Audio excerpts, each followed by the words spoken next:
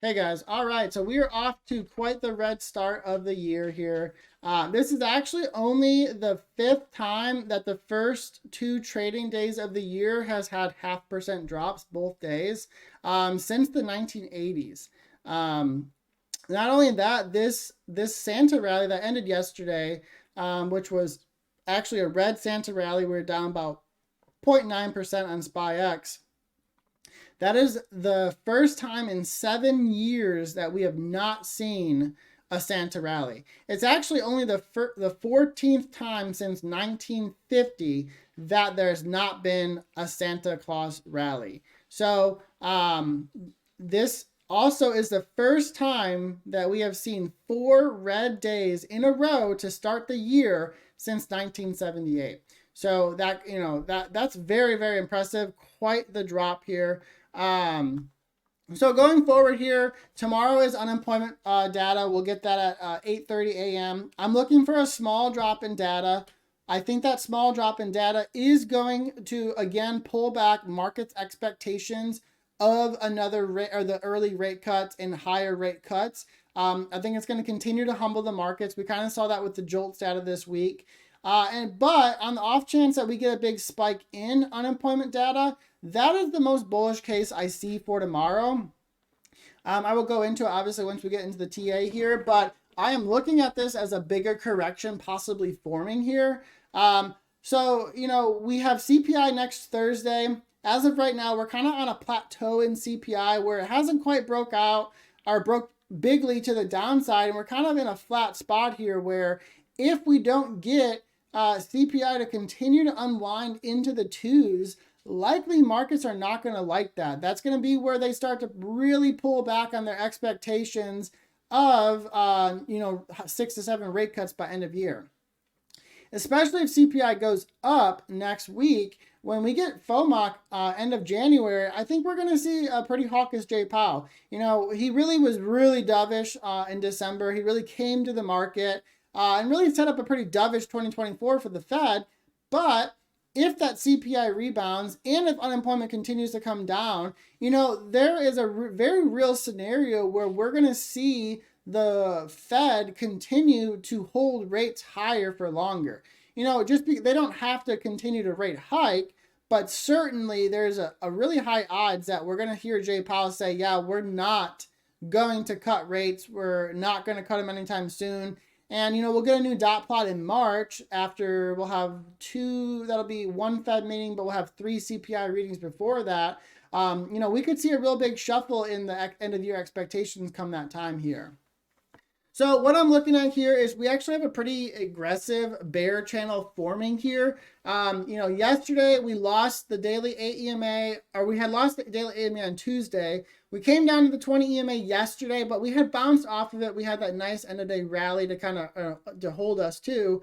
But today, what I'm looking at is this is a nice failed breakout to the upside that looks like we could see some more downside. So what I'm looking at here is that we were, up until the last hour, holding the daily 20 EMA support. And really until the last 2 or 3 hours where we had that big sell-off, we actually had a bullish engulfing candle here that looked like a break back out to the upside.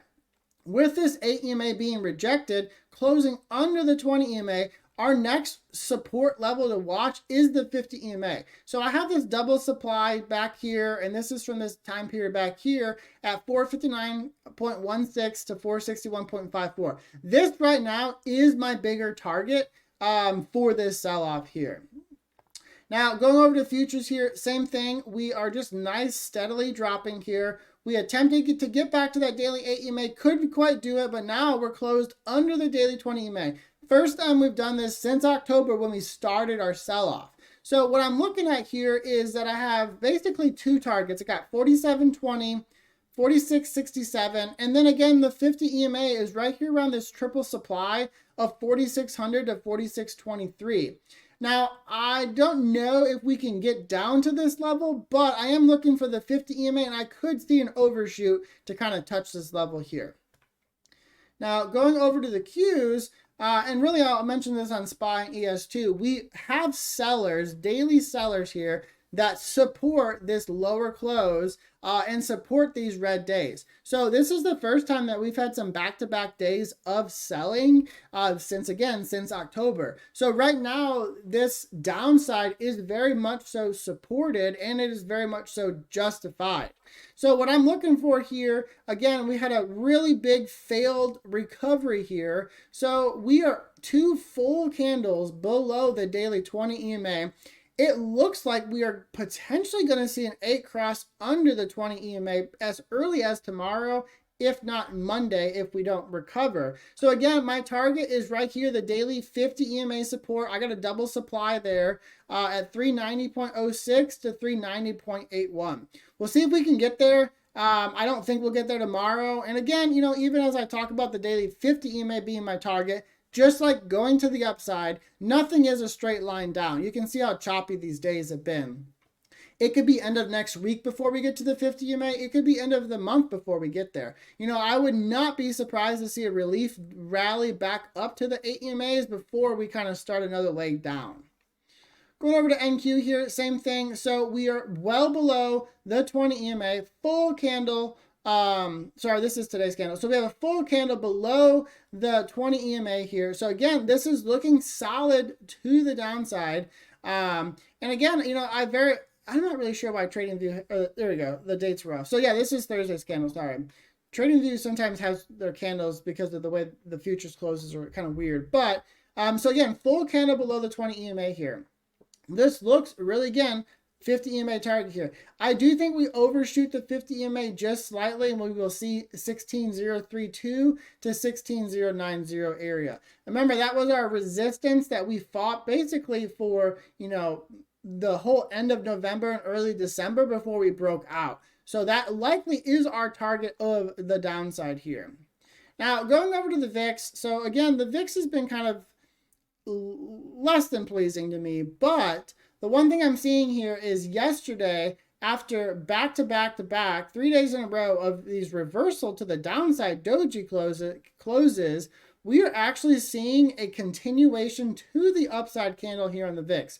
Now, this could be some hedging because of unemployment tomorrow. People could be, maybe thinking that we are going to start a downside move here. But up until, I would say, yesterday, end of day, on these candles, it showed me that big money was not joining in on the sell-off. They did not see this as a sell-off happening yet.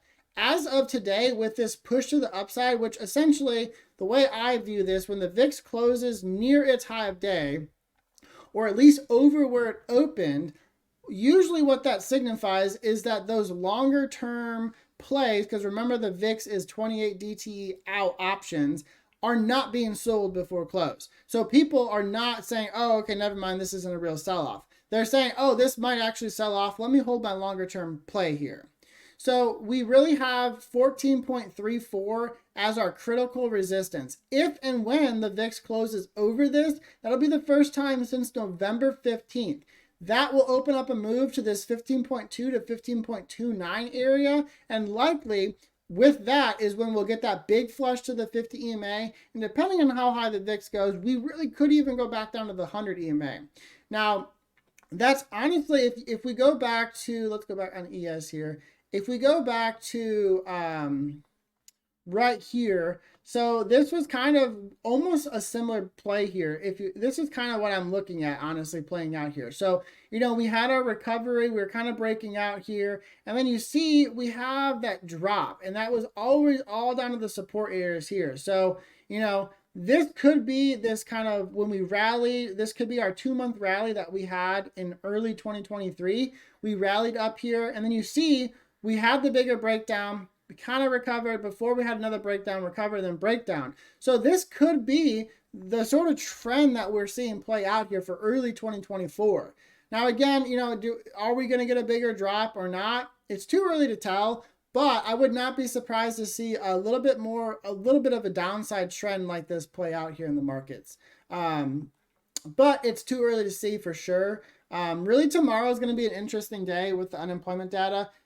Bad data is bad data again. Markets, algos are going to are going to pick up on that. So, we could see a really huge flush, but at the same time, you know, if we get good data, we could get that big, huge relief rally.